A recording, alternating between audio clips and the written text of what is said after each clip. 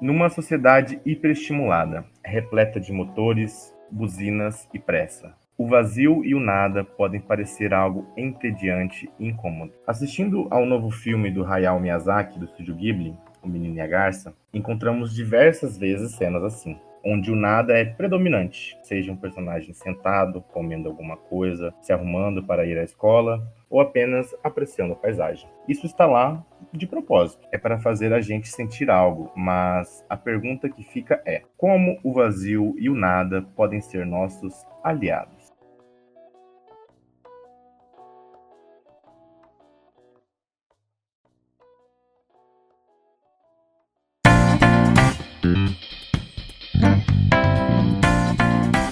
Bom dia, boa tarde, boa noite. Não sei de onde você nos escuta, mas eu sou a Nath.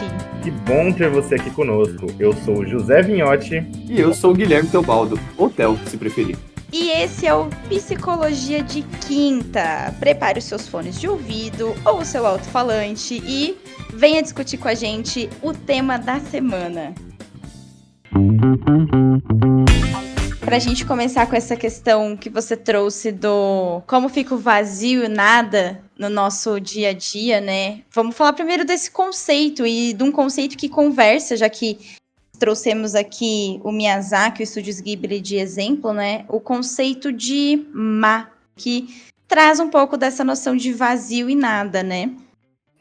O conceito de ma, na realidade, é muito interessante a gente ver que ele é escrito em um kanji, né?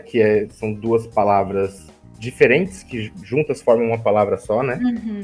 Que uma seria portão, que seria a maior, e dentro seria o sol, né? E significa intervalo, espaço, tempo, distância entre duas partes mais estruturais. O legal de observar isso nos filmes do Estúdio Ghibli é que realmente isso tá lá para fazer a gente ter uma imersão melhor, acho que com o filme, né? Porque a vida cotidiana, ela é feita de várias cenas cotidianas, como andar de ônibus, por exemplo, ou trabalhar, né?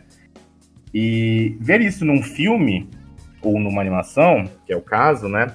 É algo que pode gerar diversas coisas na gente, né?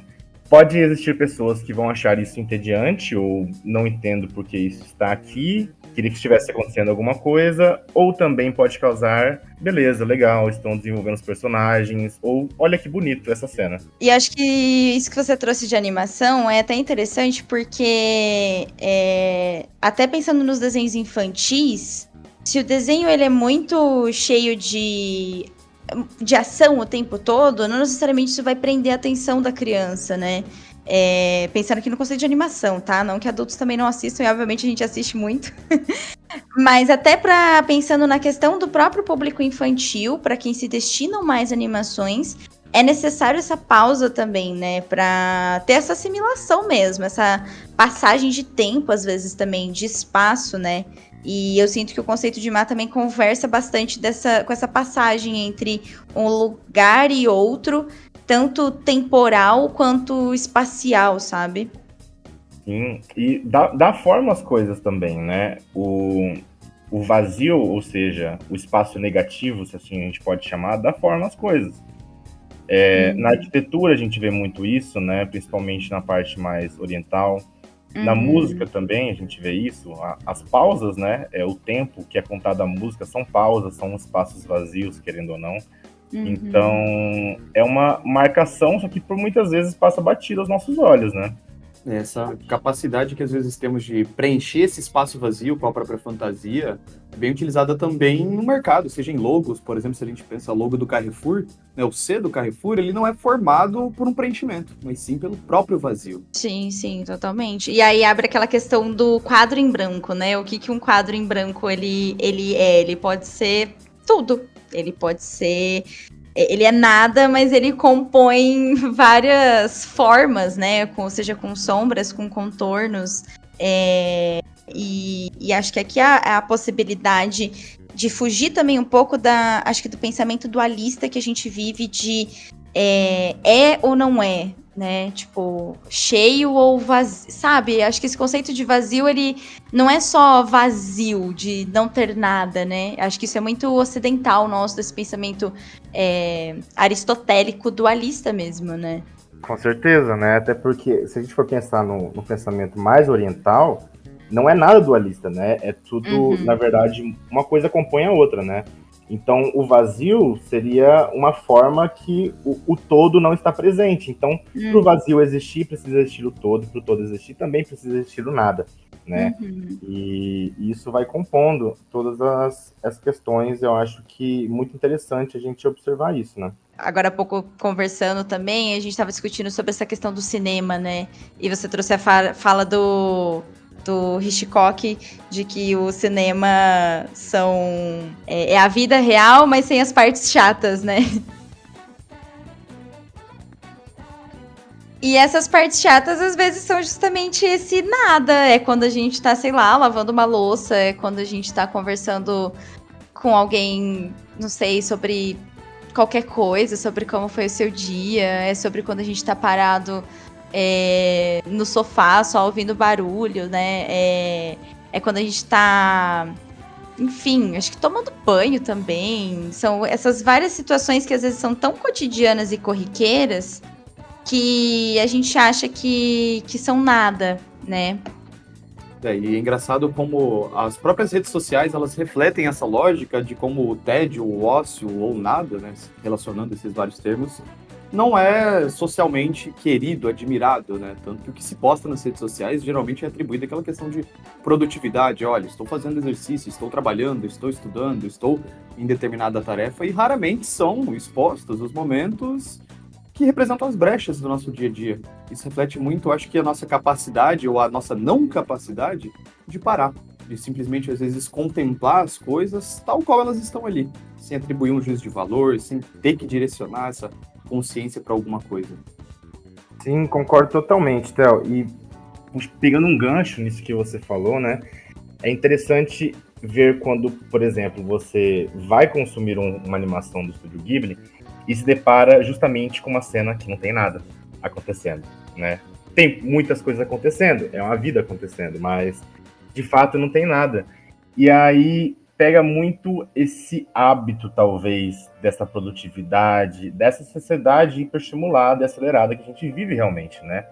Da gente sempre estar tendo que produzir, sempre estar tendo que fazer alguma coisa ou outra, ou quando a gente não está fazendo nada, estamos pensando nas que vamos fazer, e aí quando a gente senta para assistir um filme em que o nada acontece, isso tende a ser muito desconfortável, né? Esse acho que é um sinal muito claro de como o modo de produção capitalista vem afetando também na produção de subjetividade da população, né? E é um paradoxo no final das contas, né? Porque, justamente como você falou, quando tentamos não fazer nada ou nos propomos a não fazer nada, nós paramos logo em seguida, planejamos ou fantasiamos os próximos passos. E quando nós estamos tentando fantasiar os próximos passos, às vezes vem aquela demanda de fato, não fazer nada, descansar, só que se torna quase uma impossibilidade, parece, né? E eu sinto o quanto isso, trazendo pelo conceito que a gente está conversando aqui, conceito artístico, né? O quanto a questão do bloqueio criativo, o quanto isso afeta esse bloqueio, acho que isso causa até esse bloqueio criativo, né? Nossa, como que eu vou produzir algo, sendo que eu não estou tendo ideias e, de uma certa forma, a gente precisa, acho que de novo, dessa pausa, desse vazio, desse branco, para abrir uma nova tela de possibilidades, né? Porque senão a gente fica só revisitando situações que já passaram, tentando corrigir alguma coisa, quando na verdade eu tenho que às vezes olhar por uma outra perspectiva. E eu não vou conseguir olhar por essa outra perspectiva enquanto eu não tiver uma pausa, né? Enquanto eu não tiver esse descanso psicológico mesmo, e desse fluxo incansável de ideias. E o quanto isso, nossa, casa com sentimento de culpa, com síndrome do impostor, enquanto eu tô aqui parado, tem tanta pessoa produzindo. Enfim, acho que daí a gente entra nessa ciclicidade, né, de adoecimento mesmo, né? Tanto que constantemente a gente está buscando quase esse acesso a nova informação, um estímulo diferente. E até porque quem nunca se viu naquele hábito involuntário de, às vezes, pegar o próprio celular, desbloquear, abrir um aplicativo em si, geralmente é de uma rede social, seja o WhatsApp ou o Instagram, e até estranhar quando de fato não há nenhuma movimentação, quando não há nada para se ver. E outra coisa muito doida também, né? Agora que você falou de redes sociais, etc. O quão a gente tem uma nova dimensão de do eu para lidar hoje em dia, né? Porque hoje em dia, por exemplo, assim, se você tem um Instagram e você fala assim, vou sair do Instagram, vou fazer um detox das redes, e passa 3 meses fora, você se sente uma pessoa esquecida, porque as pessoas não entram mais em contato com você, porque ali é a maior parte dos contatos através das redes sociais, e as pessoas se preocupam com você, tipo, nossa, cara, você tá bem? O que aconteceu? Tá tudo bem com você? Sendo que você só não tá participando de uma rede social, né? É uma dimensão nova do eu que a gente tem que lidar, né? Já não bastassem todas as outras que nós temos, né? Que aí é uma... Dá até pra gente relacionar isso que você falou com um fenômeno bem contemporâneo, vamos colocar assim, que é o FOMO, né? Que é o Fear of Missing Out. Que se remete a essa ideia de, literalmente, eu estou perdendo alguma coisa, eu tenho que estar inteirado das coisas, o que é que está acontecendo? Por que eu estou de fora disso? Que acaba recorrendo pra gente em diversas situações em que a gente se pega, às vezes, consumindo coisas que não são, de fato, do nosso interesse, mas que estão sendo falados, que estão sendo trabalhados por aí. E aí, novamente, esse conceito de ter um novo espaço em branco, ele simplesmente some, né? Ele se perde, ele não vem nesse sentido de completar uma oportunidade, né? Ele não dá esse potencial daquilo que pode vir a compor uma nova coisa, né? Enfim, acho que esse branco, esse vazio, eu vi até uma frase, até anotei aqui, lendo mais sobre o conceito, né? Em que a autora fala que é a parte que dá vida à pintura e que conecta emoções, né? Pensando no conceito artístico. Mas pensando aquilo que conecta justamente as nossas emoções. Então, não ter esse espaço de pausa, de vazio, de nada, é o que nos mantém em constante ansiedade, vigília, frustração e outros sentimentos, às vezes também sentimentos que nós taxamos como positivos, né? Como alegria, euforia e etc. Mas sinto que daí essa conexão ela não acontece, ela fica mais causal, né? Do que no sentido de continuidade das coisas, né? Esse entender do fluir, do estar bem e estar mal, não como algo dual, mas como esse fluxo de que acontece simultaneamente, né? Isso me remete até àquela ideia que a gente vê bastante na psicoterapia clínica como psicólogo, que é quando uma pessoa ela se demanda ter algo para falar. Né? Aquela famosa frase de às vezes a pessoa chega no consultório ali e fala assim, poxa, eu não tenho nada para falar hoje, não sei o que eu vou falar hoje. E isso, geralmente, para se trabalhar é bem Quarta cena, falou por 50 minutos. Exatamente. E daí vai chegando, vai andando a sessão e a pessoa vai explorando aquele nada, vai entendendo que aquele nada, na verdade, também diz respeito a muitas outras coisas. Seja, às vezes, um esgotamento dos conteúdos, quando já é um atendimento já de longo prazo, seja, às vezes, também esse próprio sentimento de falta ou a necessidade de ter que se trabalhar, produzir alguma coisa, né? E o interessante é que é batata, cara.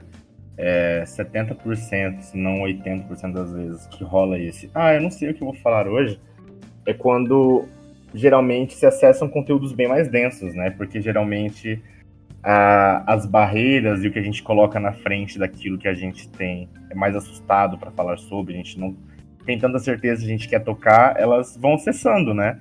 E aí a gente se depara com o que antes era uma barreira com um nada hoje, né? Não tem nada impedindo de eu tocar nisso, e acho que hoje vamos por aí, né? Mas eu não queria falar, mas geralmente são as sessões que mais vão profundas, né?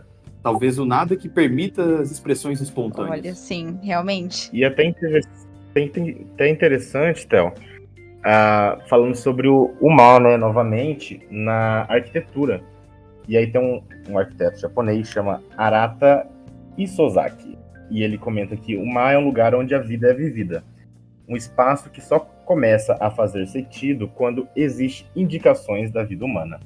É um alinhamento de sinais, um lugar vazio onde todos os tipos de fenômenos aparecem, passam e desaparecem, onde vários símbolos de arranjos de fenômenos e formas altamente elásticas surgem. Então tem muito essa ligação com a criação de novas coisas, né? E linkando já com o que a Nath falou sobre o quadro em branco e tudo mais, né? E eu acho interessante que o conceito que o Isozaki ele traz são de muitas janelas, né, em locais quando não se esperam. Então, tipo, é uma janela dentro de um cômodo dentro da própria casa, né? Uma abertura, por exemplo, de uma janela para um corredor. Então, é justamente uma possibilidade de ver algo que talvez não estivesse ali. É uma questão de luz e sombra, e, de novo, acho que casa com essa questão de tempo e de espaço conversando como um todo, né? E traz de novo a própria construção da palavra má, que você trouxe no começo, né Zé? Do portal e do sol, e de como traz essa questão de uma porta, né? Que uma porta, ela é um espaço vazio, mas ela é uma oportunidade para ver o que tem do outro lado e para passar por um novo processo, né? Para trilhar por aquele caminho que às vezes a gente não sabe onde vai dar. E pode dar em lugares maravilhosos, né? Então, justamente o quanto o não saber, essa curiosidade também vem. E nós somos curiosos por natureza, nós somos exploradores por natureza, né? E a gente precisa resgatar, talvez, esse espaço do nada para justamente aproveitar espaços, aproveitar pessoas, né? Ir simplesmente no café sem ter pesquisado ali no Instagram antes, ir fazer uma viagem sem já ter um roteiro pronto. Óbvio, a gente não precisa também ir pro lado da irresponsabilidade, né? Mas essa hipervigilância do todo mata a nossa curiosidade, mata a nossa experiência, né? E acho que daí essa questão do vazio traz esse potencial de construção. Ou simplesmente fazer nada, né, Nath? Sim. É aquela coisa, né, gente? É deixar a vida me levar, mas nem tanto, né? E aí eu acho interessante trazer que, bebendo também nesse conceito, né, a atenção plena é algo que, por exemplo, eu vejo que é muito um conceito também que casa aqui, de se conectar com o momento presente, né? O que eu tô sentindo, isso conversa com esse conceito, pensando, por exemplo, de novo nos estúdios Ghibli, né? Me vem muito a cena do trem, da viagem de Chihiro, né? Com ela sentada junto do fantasma. E você vê cores, você vê o vento batendo nela, é como se você até conseguisse ter essas sensações corporais, né? E a atenção plena é um pouco disso. Então, eu tô indo pro meu trabalho, eu tô sentada em algum lugar, eu tô nesse momento de passagem de tempo e de espaço, mas eu preciso necessariamente estar planejando o que eu vou fazer amanhã nesse momento, ou eu posso estar observando as coisas ao meu redor, eu posso estar ouvindo a conversa de alguém ali que está contando uma história e dar aquela risadinha junto, sentir um vento, um cheiro. Então, essas sensações corporais, acho que elas são muito valorizadas nesse conceito do nada também, né? Esse nada de estar pensando, né? Então, focar no momento presente é algo que eu acho que também valoriza bastante esse potencial de emoções, sabe? De regulação mesmo. Acho que talvez, de forma que a gente possa englobar muito do que a gente falou aqui, né, durante a nossa conversa, é que talvez a ideia do nada, ou do não presente, ou do estar presente, envolve também essa fluidez e adaptabilidade. Porque ao mesmo tempo que o nada ele pode representar simplesmente a ausência de algo, ele também é a completude de alguma coisa. Isso vale, eu acho, que para quase qualquer sentido que a gente atribui para o nosso dia a dia mesmo. Seja um momento de transição, seja a necessidade de se adaptar a um local, um contexto diferente. A Natália falou da porta, né? Seja a capacidade da porta de permear o caminho de dois ambientes diferentes, mas ao mesmo tempo também restringir esse próprio caminho, né? E representar um local fechado. Talvez a adaptabilidade do nada, ou do fazer nada, ou do parar, eu acho que represente um pouco isso, né? Sim, e sem falar que se permitir estar nesse espaço, né, Theo, é nadar muito contra a corrente que a sociedade está caminhando hoje, né, cara? Porque a gente vê aqui, é extremamente alarmante, né, os níveis de ansiedade, estresse cada vez subindo mais e mais e mais e mais, ao ponto de que esse momento de pausa, de descanso ou de contemplação, que antes era visto com muito valor, né, é algo que parece errado. Parece que eu não estou produzindo, eu não estou sendo o suficiente. E então, né, eu acho que voltando à pergunta do início, é interessante a gente pensar O nada, ele pode nos auxiliar também como um momento, ou sendo um espaço também, da gente tomar um ar dessa rotina, né, que a gente vive hoje. Então, se permitir estar no nada, se permitir produzir novas coisas a partir de uma tela em branco, por exemplo, é muito difícil. E é um processo que a gente tem que exercitar de fato, né? Seja com atenção plena, como a Nath trouxe também, né? Exercícios de meditação, por exemplo, ou simplesmente pegar um livro, sentar debaixo de uma árvore, ou falar assim, não, esse final de semana eu vou me desconectar das redes e ficar de boas, eu vou, não sei, fazer uma aula de desenho, vou tentar aprender a tocar violão, coisas que exigem que a gente saia, né, desse fluxo da rotina e explore novas realidades, né? E muito passa, acho que por esse espaço do nada também. Eu acho que é voltar a ser criança, sabe? Ter um pouco daquela curiosidade e cara de pau, eu acho. De simplesmente fazer as coisas, sabe? A gente cresce, vem as obrigações e a gente fica muito careta. A gente começa a se preocupar excessivamente, como vocês amarraram muito bem aqui. A nossa sociedade também impõe isso em nós, né? Mas a gente precisa, acho que, voltar a ser um pouquinho como criança e não ter medo de cair da bicicleta, ou mesmo com medo, tentar ir sem as duas mãos, sabe? Colocar o dedo na tomada, um evento canônico de toda criança. Comer um torrão de terra, sabe? Eu acho que é um experimentar pelo experimentar. É um fazer pelo fazer e aí validar. Nossa, como isso foi legal ou não, como isso foi péssimo, não quero repetir o dedo na tomada de novo, sabe? Para justamente a gente validar essa possibilidade de que tudo pode ser, mas eu só vou saber se de fato se eu experimentar. Senão a gente vai se manter... Você assumiu o risco da experiência, né? Isso, senão o campo das ideias ele é muito vasto, ele é muito longo, ele é importante, mas, de novo, talvez ele tampe essa porta de possibilidades que essa experimentação pode trazer, né? Esse quadro em branco pode trazer. Então, eu acho que trazer esse hábito de criança, de explorar, de testar, de aprender, né? De olhar e falar, ok, deixa eu tentar isso aqui. É algo que também pode ajudar e acho que valoriza esse conceito do nada, né? Do vazio, da ausência de produtividade no nosso dia a dia, que é tão corrido e cheio o tempo todo, né? Acho que, de modo geral, essa ideia toda também traz pra gente um viver voluntário, né? Um viver de forma genuína mesmo, né? E experienciar esse vazio não como uma brecha, como uma falta, mas um espaço que se pode recriar justamente aquilo que há de mais autêntico em cada um.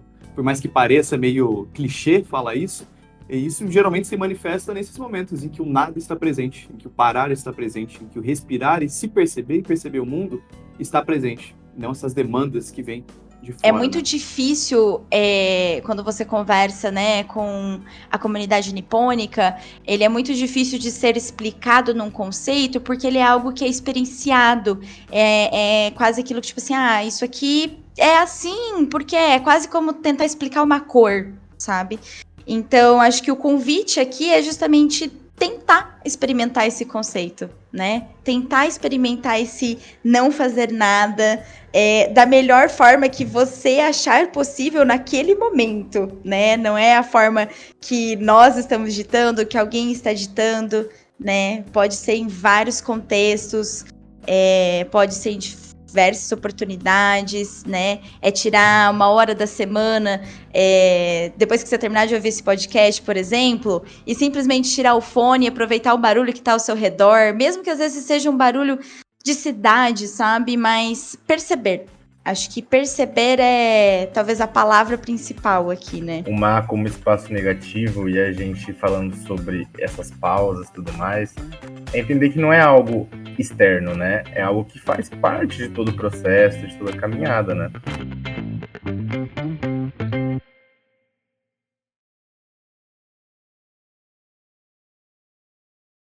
O Psicologia de Quinta é uma produção do Espaço Kinesis Psicologia. Entre em movimento com a gente, todas as quintas, às 14 horas.